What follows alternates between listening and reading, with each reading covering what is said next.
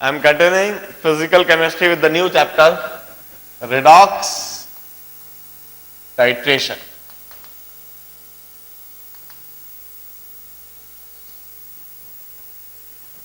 Now, as far as this chapter is concerned, इस particular chapter को जिस level तक मुझे तैयार कराना है, उस लेवल तक हमारे बोर्ड के सिलेबस में नहीं होता है। बोर्ड के सिलेबस में रेडॉक्स टाइट्रेशन के सिर्फ बेसिक कंसेप्ट ही इंक्लूडेड होते हैं, लेकिन as far as this competitive exam is concern, PET, PMT, AI triple, CBSE और खासकर आईआईटी जेईई में जो प्रॉब्लम्स आते हैं वह कुछ ज्यादा हाई लेवल के होते हैं और मैं बोर्ड के सिलेबस से तो काफी बियॉन्ड जाऊंगा, ये तो बात निश्चित है।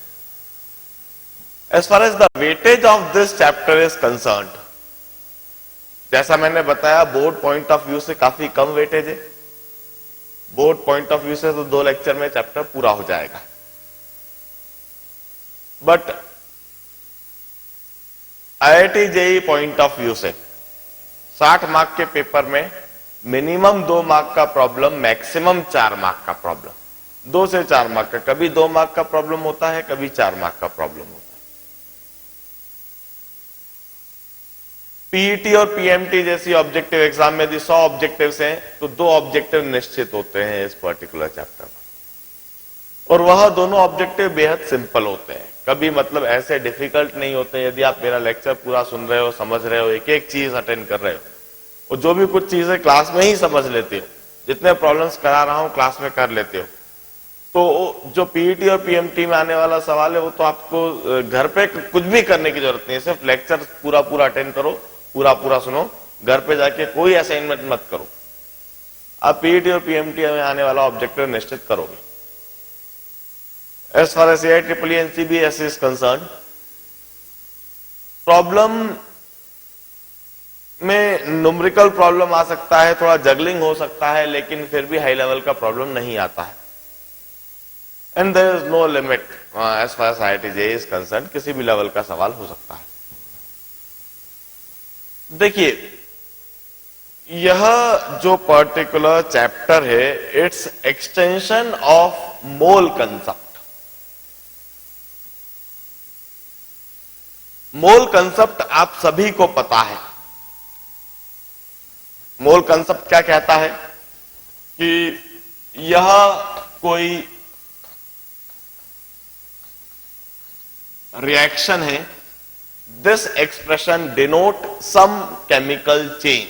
यह जो एक्सप्रेशन है यह कोई केमिकल चेंज दिखाता है। A is some reactant, B is some reactant, they are reacting to give you C and D. This expression denotes some chemical change. और इस केमिकल रिएक्शन को बैलेंस करा जा सकता है, और केमिकल रिएक्शन को बैलेंस करने के बाद इस तरह के कोएफिशिएंट लगाए जा सकते हैं। ए के आगे कुछ न्यूमेरिकल कोएफिशिएंट स्मॉल ए, कुछ numerical coefficient small B, C का कुछ numerical coefficient small C, D reagent का कुछ numerical coefficient small D. Reaction को बैलेंस करा जा सकता है। We have got few methods of balancing the reaction, oxidation state method, ion electron method, half reaction method. कई मेथड से हम किसी भी रिएक्शन को बैलेंस कर सकते हैं।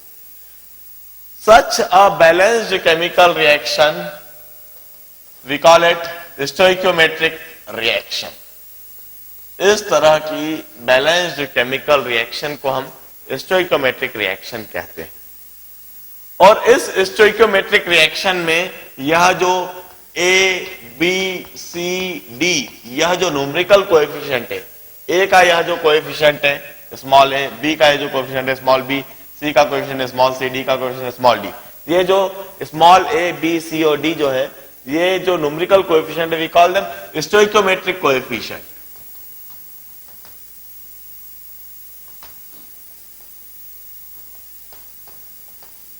इन कोएफिशिएंट को हम स्टोइकोमेट्रिक कोएफिशिएंट कहते हैं।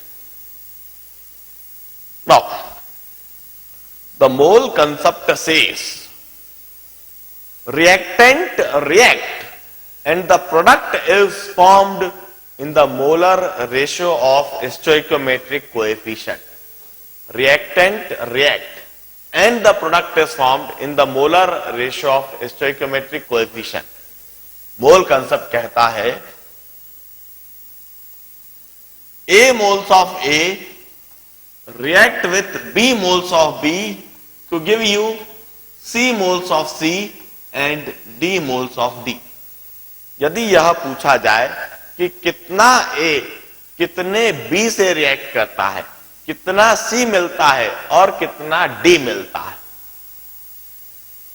A और B किस रेशियो में रिएक्ट करते हैं और किस रेशियो में C और D मिलते हैं, यदि यह सवाल पूछा जाए तो इसका जवाब हम देते हैं मोल कंसेप्ट के द्वारा। मोल कंसेप्ट सजेस्ट अस कि रिएक्शन में किस रेशो में रिएक्टेंट रिएक्ट करेंगे और किस रेशो में प्रोडक्ट बनेंगे। कोई सा भी रैंडम रेशो नहीं हो सकता। हम ऐसा नहीं कह सकते कि चाहे जितना ए चाहे जितने बी से रिएक्ट करेगा, चाहे जितना सी मिलेगा और चाहे जितना डी मिलेगा, ऐसा नहीं है। मर्जी से ए और बी की रिएक्शन नहीं होती है। आप अपनी मर्जी से चाहे जितना सी और डी नहीं बना सकते।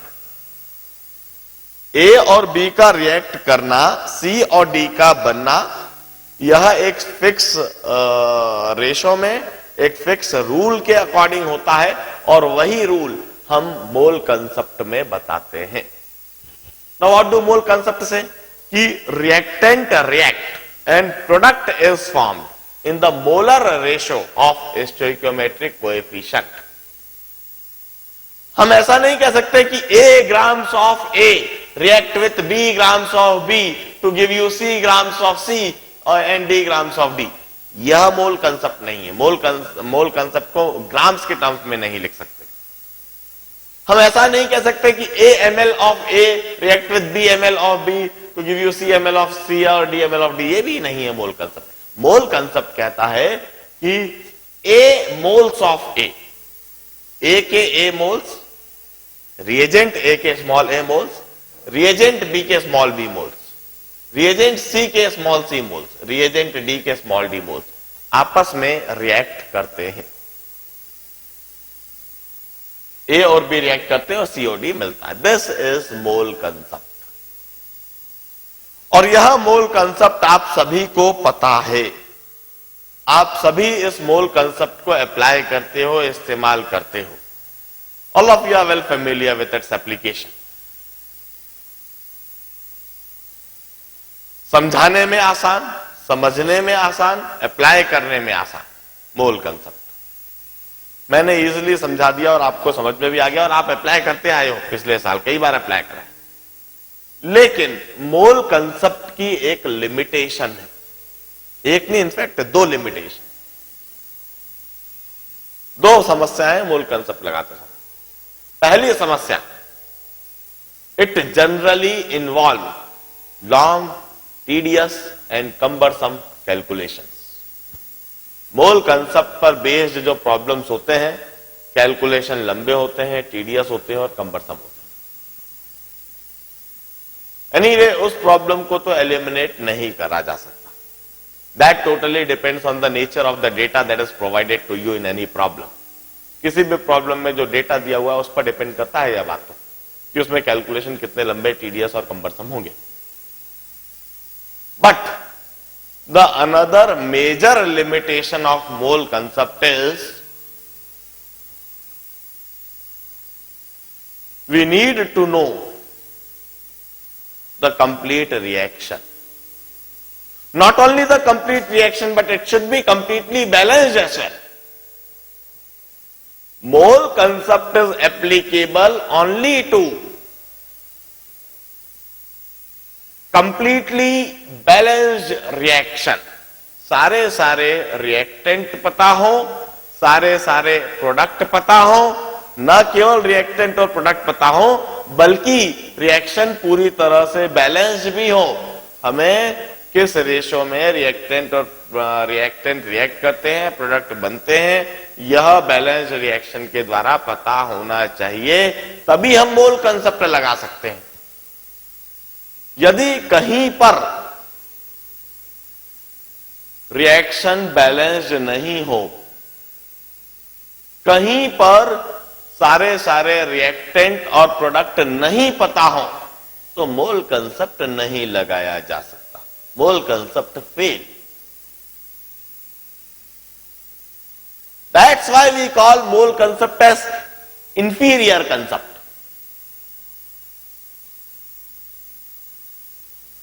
यदि रिएक्शन कंप्लीट नहीं हो, रिएक्शन कंप्लीटली बैलेंस्ड नहीं हो, then we have got another concept. Definitely we call it a superior concept. That concept is equivalent concept.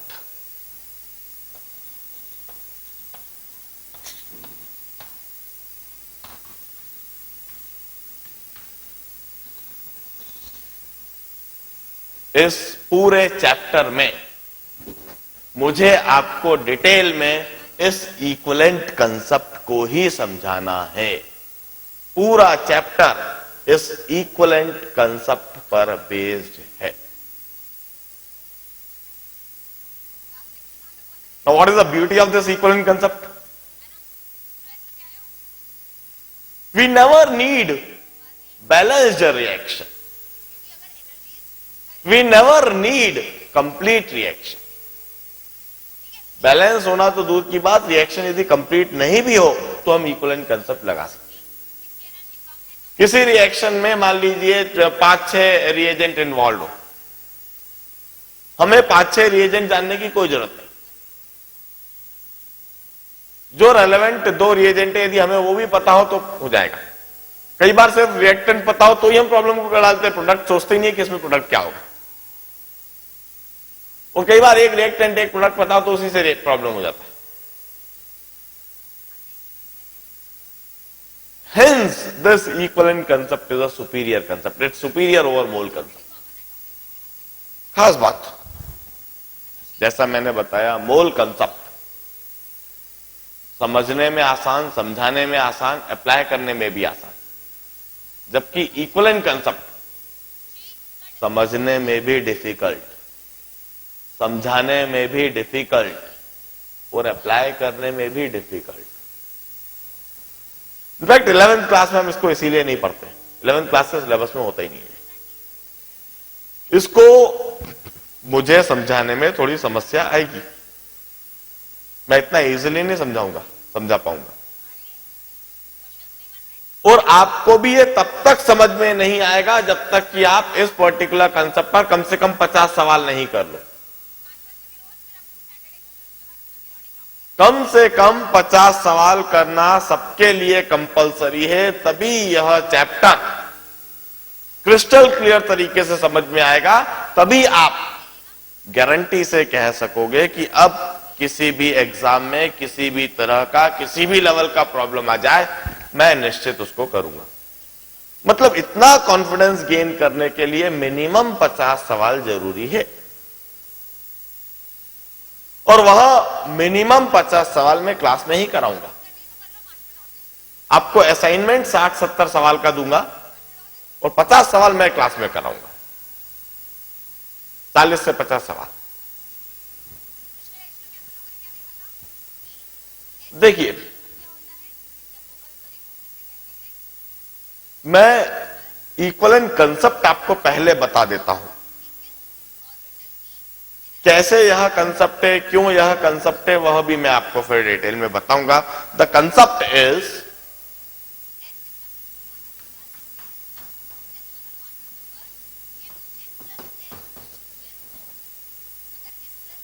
This expression denotes some unbalanced incomplete chemical change.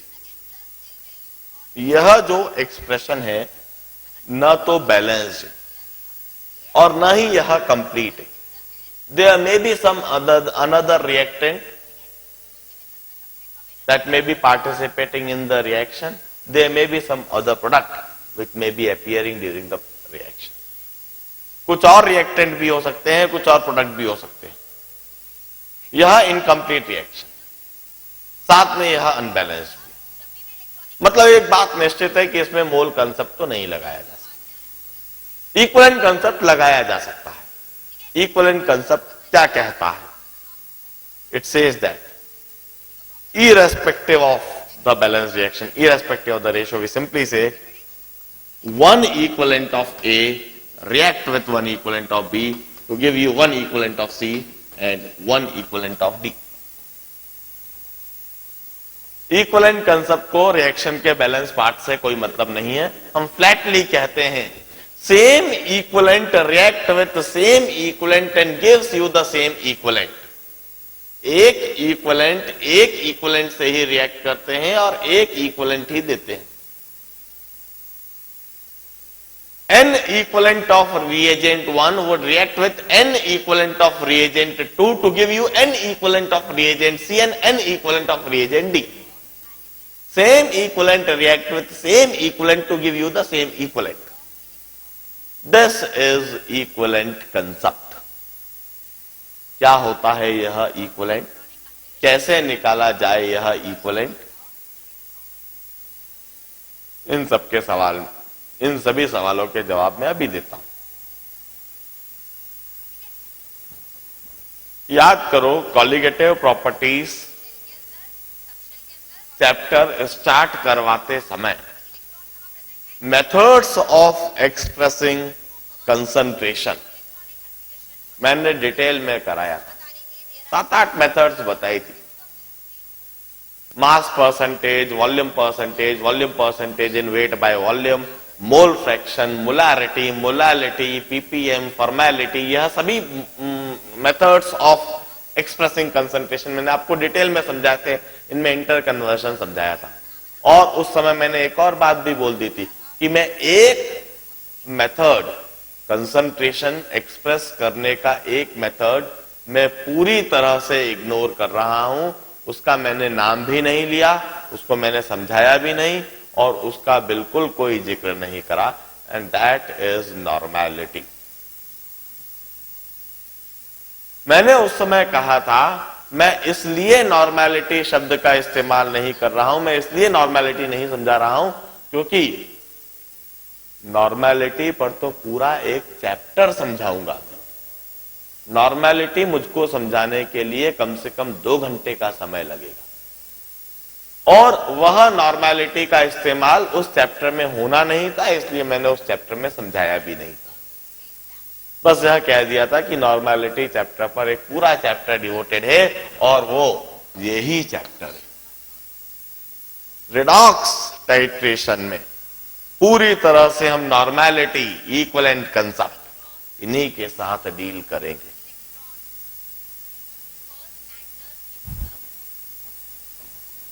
देखिए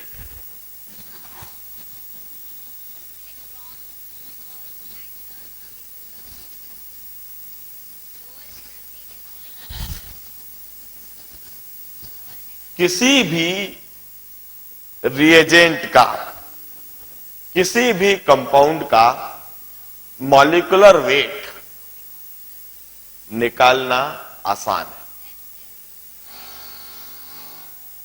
simple molecule में या compound में या reagent में कौन कौन से एटम किस किस रेशियो में है यह देख लो, उनके एटॉमिक वेट्स को ऐड कर दो and you will get the molecular weight.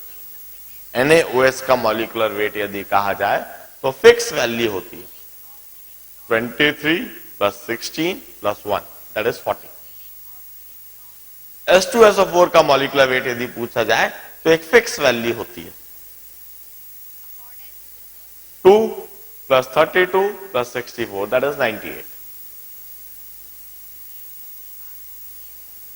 We used to define the concept of equivalent weight.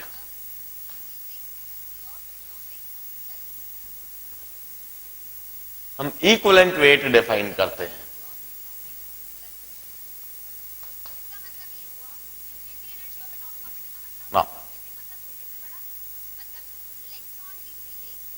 Equivalent weight of any reagent can be defined by any one of the 5 concepts.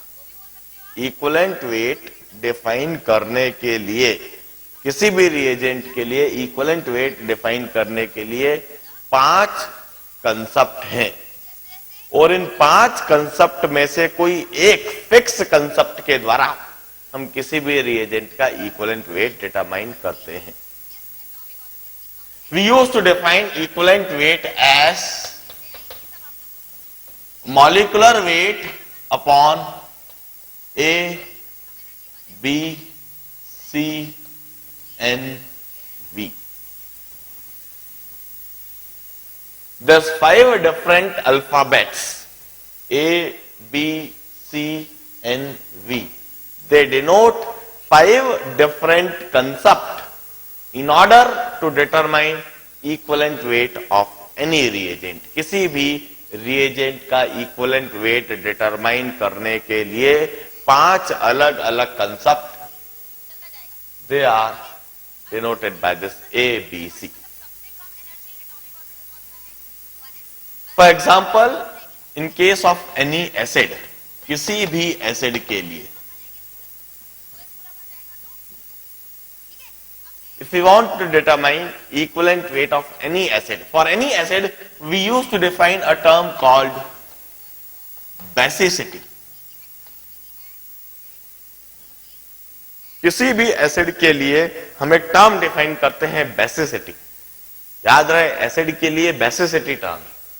And how do we define basicity as? Basicity is defined as the number of H positive ion that the acid releases or the number of hydroxyl ion with which the acid combines. Acid जितने H positive ion release करे या फिर जितने hydroxyl ion के साथ में combine करे, that is said to be the basicity of an acid.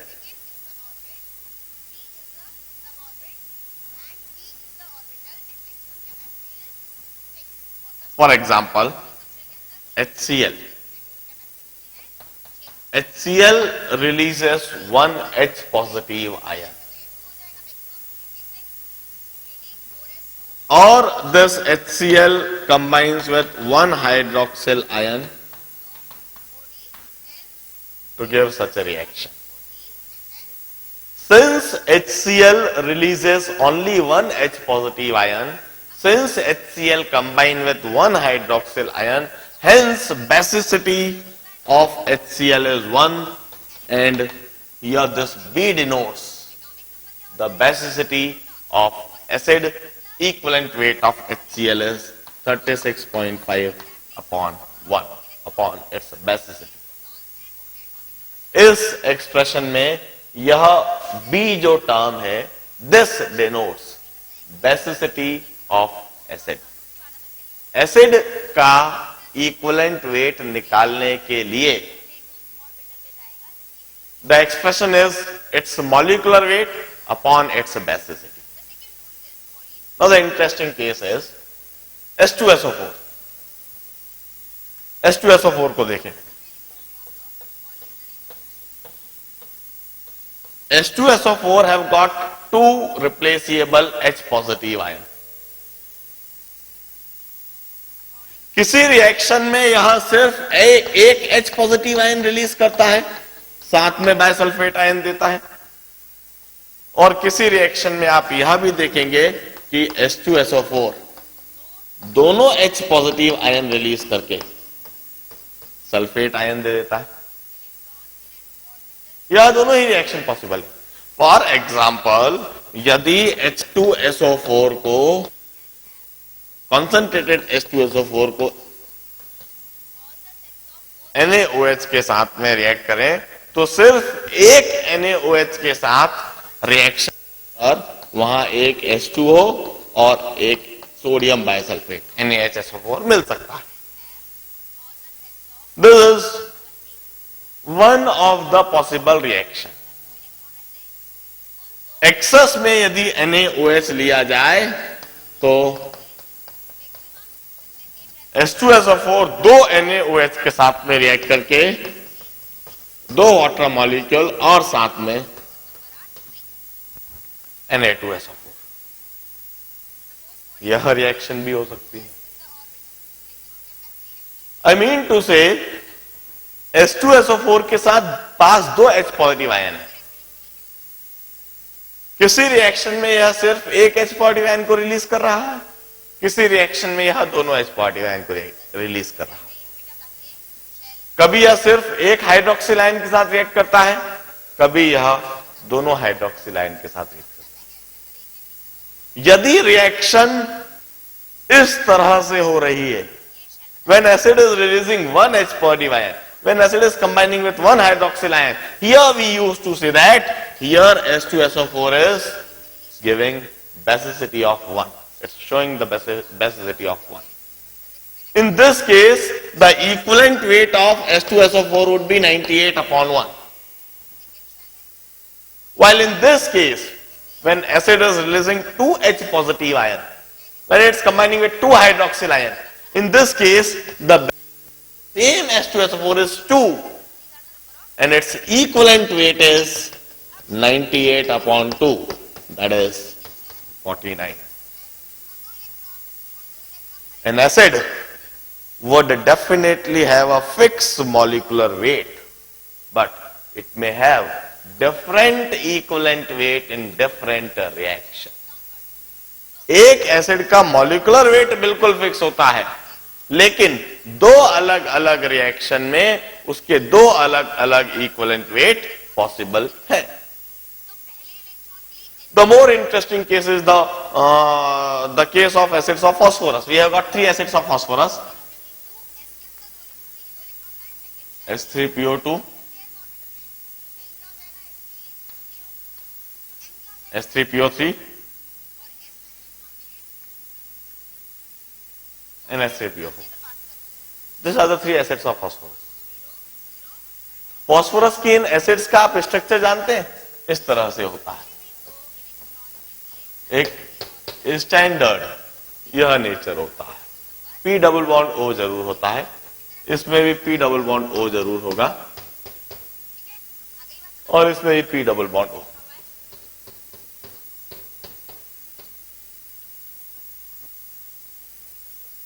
अब एक ऑक्सीजन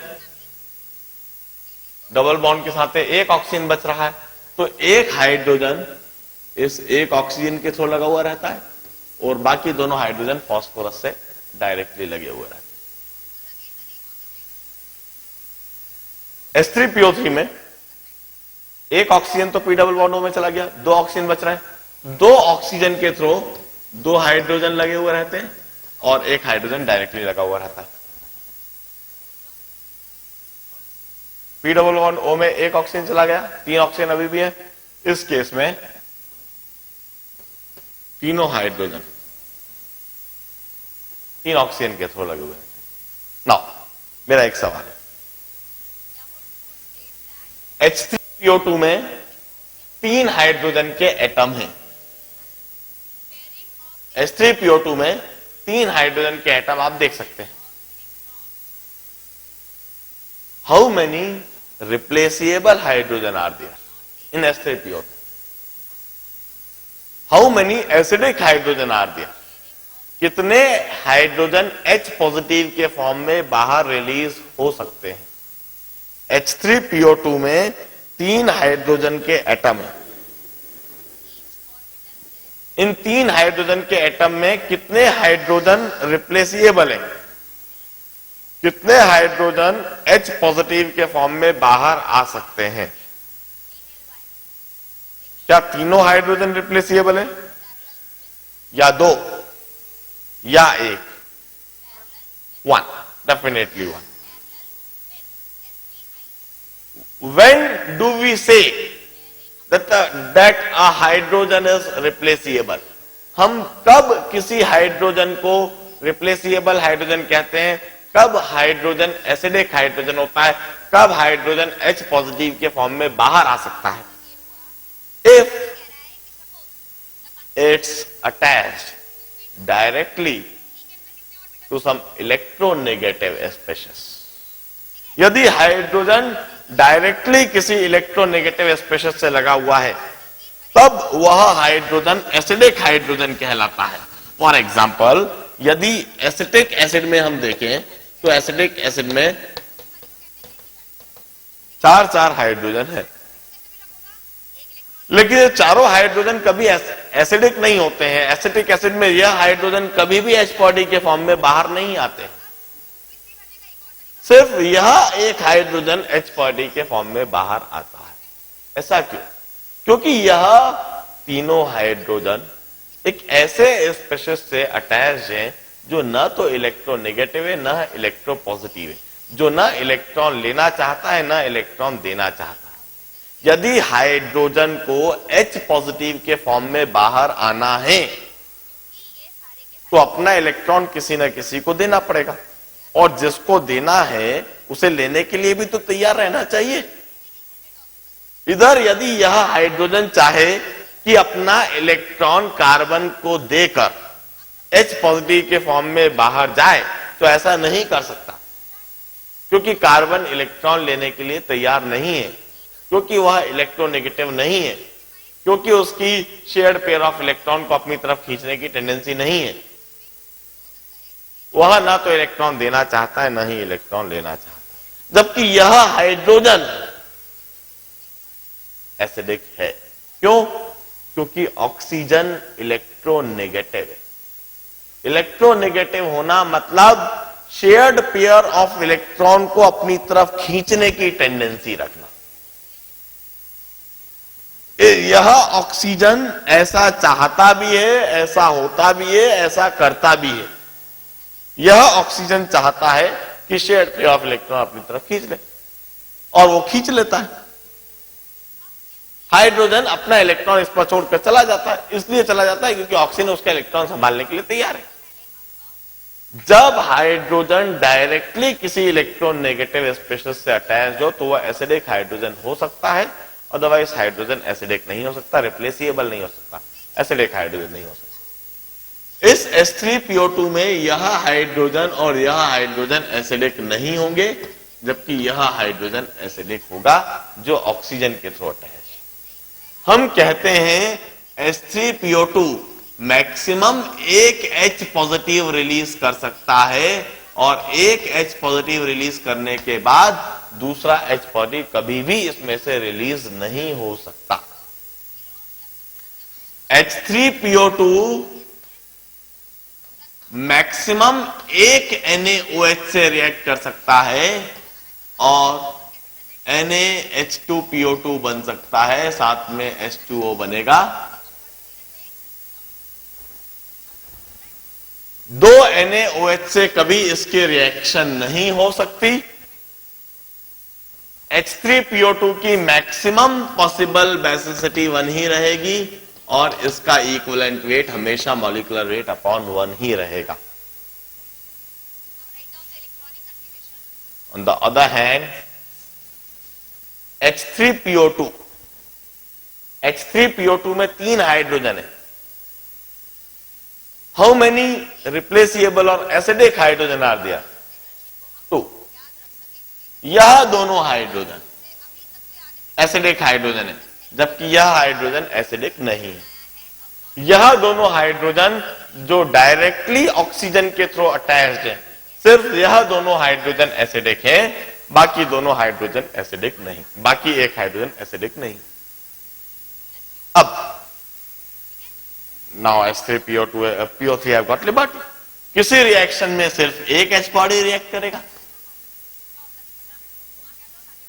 किसी रिएक्शन में सिर्फ एक H बॉडी लिबरेट होगा, और किसी रिएक्शन में दोनों H पॉजिटिव रिलीज हो सकते हैं।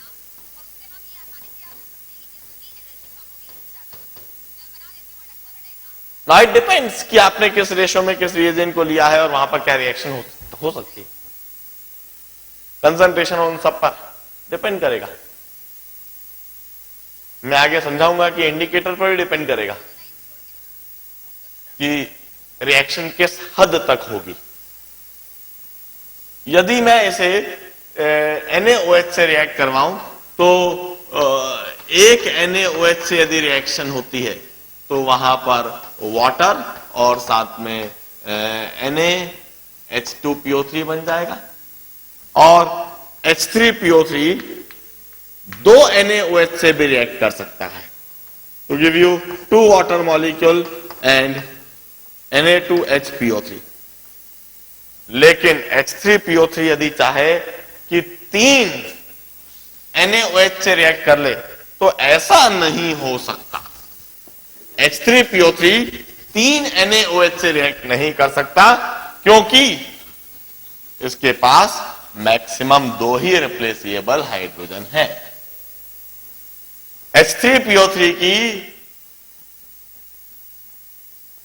इस रिएक्शन में बेसिसिटी 1 है, equivalent weight is it's molecular weight m'/1, while in this reaction since H3PO3 is releasing 2 H positive ion, it's combining with 2 hydroxyl ion, its basicity is 2 and its equivalent weight is molecular weight upon 2. We have got two possible values of equivalent weight of H3PO3. Once again, एक acid का molecular weight बिल्कुल fix है, लेकिन equivalent weight कुछ भी हो सकता है। इक्विवेलेंट वेट देखने के लिए हमें रिएक्शन देखना होगी कि उस रिएक्शन में वह एसिड किस तरह से इन्वॉल्व है। और उससे भी ज्यादा इंटरेस्टिंग केस है H3PO4 का। H3PO4 के केस में आप देख सकते हैं कि तीन हाइड्रोजन है और तीनों के तीनों एसिडिक है, तीनों के तीनों रिप्लेसेबल है, तीनों ऑक्सीजन के थ्रू अटैच है या तीनों ही हाइड्रोजन एसिडिक है। H3PO4 में एक हाइड्रोजन भी रिलीज हो सकता है। H3PO4 में दो H positive भी रिलीज हो सकते हैं।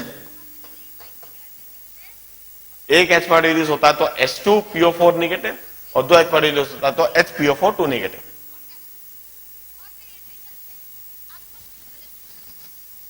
और जरूरत पड़ने पर तीनों H positive भी रिलीज हो सकते हैं।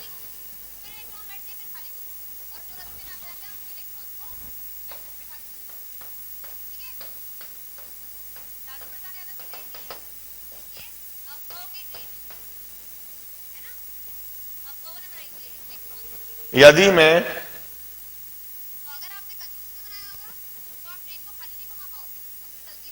इसके रिएक्शन लिखूं NaOH के साथ, तो इस केस में एक NaOH के साथ में रिएक्शन होने पर एक वाटर मॉलिक्यूल और साथ में पूरी